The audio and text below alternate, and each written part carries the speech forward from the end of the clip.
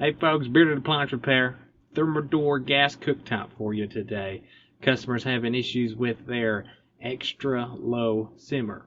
You can also call it an intermittent simmer, because what it does is whenever you turn it on, it'll be on for about 30 seconds or so, and then you can cut it off and it'll cut off for 30 seconds.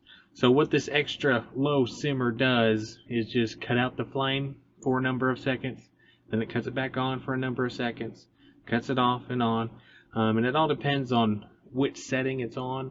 Like if it's on the lower setting, say it's going to be on for 55 seconds and only on for 5.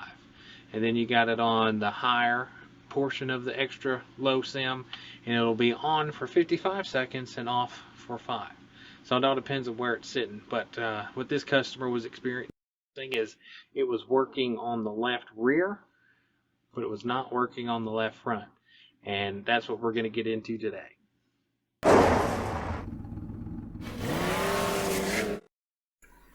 Alright, this is it. Thermador cooktop. Again, the left rear is the one that works and the left front does not. So first thing we need to do is get all these grates off and actually get under that black panel that's in there. So that's the first thing we got to do. Get rid of these. Then we got to take apart each burner individually. Got to get all 6 of them off because that black panel there is all in one piece. So take off the burner caps and we will go from there.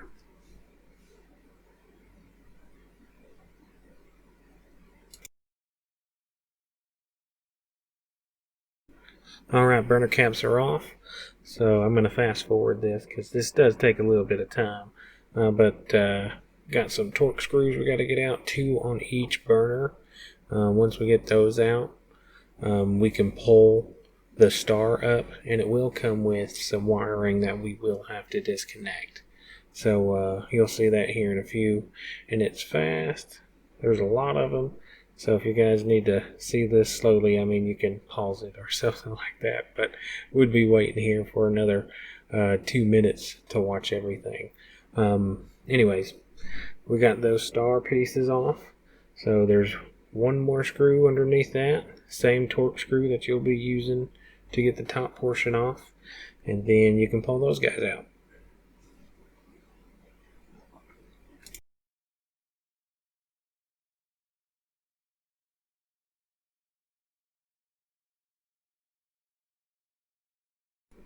Now we can get this panel off. I use these needle nose just to grip it on the back end and lift it up so I can pull it out and set her off to the side.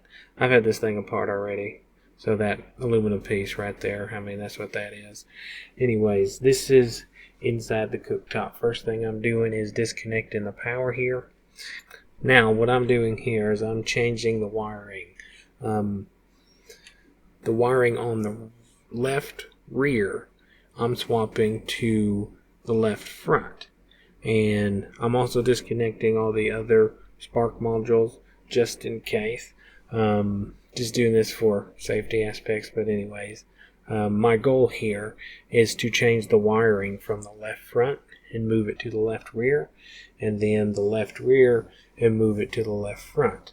I'm doing this so we can determine what the issue is, and we can actually do this on mostly just cooktops. But anyways, wiring on the left one, which should be the left rear, I'm going to take that off there and move it over to the left front side. And we're going to swap that connection there with that connection there. And we're going to do that with the spark modules, which we've already done.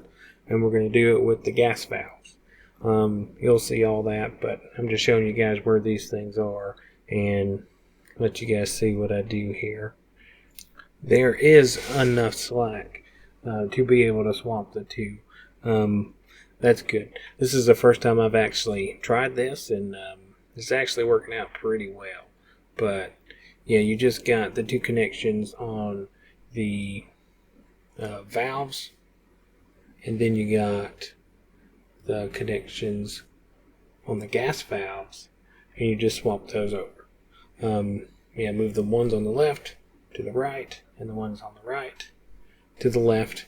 And I got a little drawing for you guys. I'll show you guys here in a second to actually see what I'm doing, and hopefully it'll make a little bit more sense for you. But I'm just gonna let you guys watch this, and once I finish up, I'm gonna pull that up for you.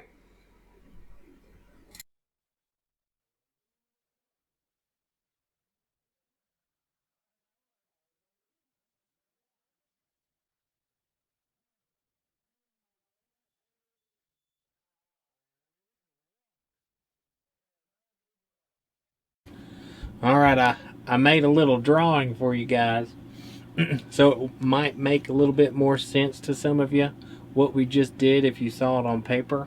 But to show you guys what everything is, these stars are the burners, and this here is what it's supposed to be in the original format. So you got your simmer control here connected to the left front part of it, which is the left front burner, and then you got the left rear hooked up to the left rear part. And you see the blue or the red in the blue lines over here, that is showing you what we changed.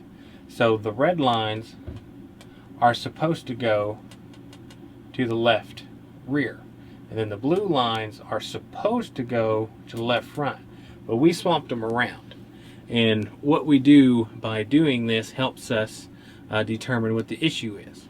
So if this left front burner right here is working, your problem is going to be your simmer control. If the problem follows, and if the problem stays on your left rear, you're probably looking at something like your gas solenoid, or your spark module's bad, or something with the igniter, or something like that. But since we moved the wiring, since we got the wires coming over here to the left rear, and then if this one starts working, we know that your spark module's good, your gas solenoid's good, and what could be the issues would be the wiring and your simmer control. Those are the only things that are different, because this spark module's still on this one, this gas valve is still on this one, and what's different is the wires, and then where the wires actually go. So yeah, that's what we did, and this just helps us determine what the problem is. So for you folks who like to read schematics and things, this is a simplified version of it, just trying to give you guys an idea of what I just did, and then understand actually why I did it. So hope this little drawing helps you guys. We'll get back into the repair here soon. All right, we got the wire swapped over, firing her up, and we're going to see if the problem follows or if it stays. And we're testing the front right now, and you see that it already cut off on me and messing with it a little bit, and she will cut back on. And yeah, since it is following, the problem is going to be our simmer control. And I do want to backtrack a little bit. If the problem stays on the left rear, it's probably the part of the knob, the electronics behind that knob. Whenever you turn it, that's most likely what your issue is. But anyways, the issue followed to the front, so that tells us it's either your wiring or your simmer control, but 99% of the time your wiring is okay, and you can check that if you want to. But yeah, we ordered a simmer control for it, and we're gonna go ahead and put her in. But first, we are gonna put the wires back the way we found them. Make sure you guys do that. But yeah, I'm gonna let you guys watch me put the wires back, and then we're gonna install that simmer control.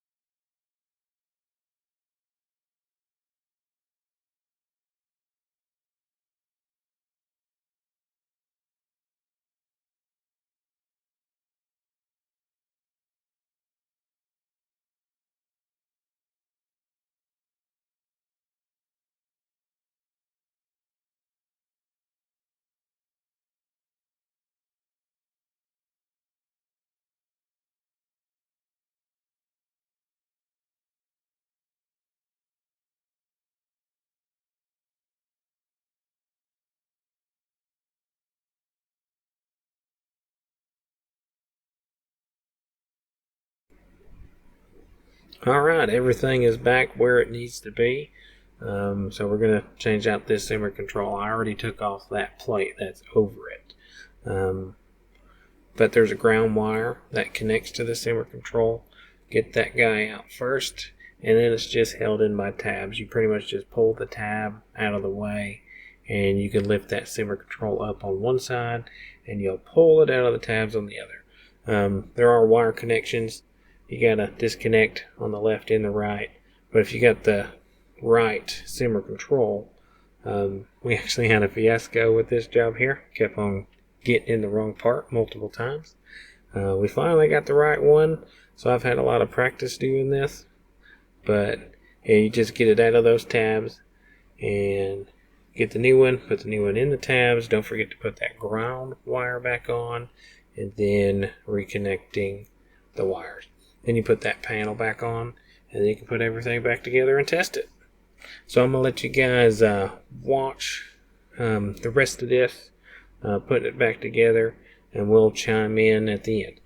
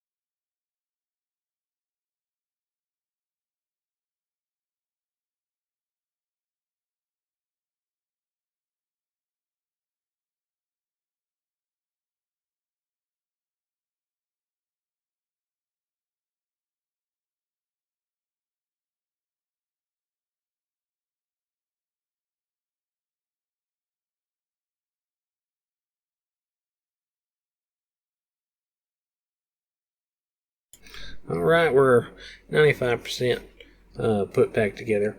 I like to get these on and test them before I finish everything up, make sure everything's working properly. But this is how the simmer control is supposed to work. I'm putting it in the middle, so it's going to be on for 30 seconds and then off for 30 seconds. And depending on where you set it, I mean, it's all in the book. I don't remember the exact time, but the warmer you want the sim, the longer the flame will be on. And then vice versa for whenever you have it in the low setting. So both these are working. Everything's working great. So yeah, that's how you diagnose the simmer control on these Thermador cooktops. So I hope this helps you guys. It's my first time ever running into one of these, going out on them, but yeah, it was fun. It was interesting. I learned something, and yeah, that's part of the job. It's a puzzle. If you don't know something, you just got to figure it out. And yeah, we were right. So yeah, if this video's helped, give me a like, subscribe, and I appreciate y'all watching.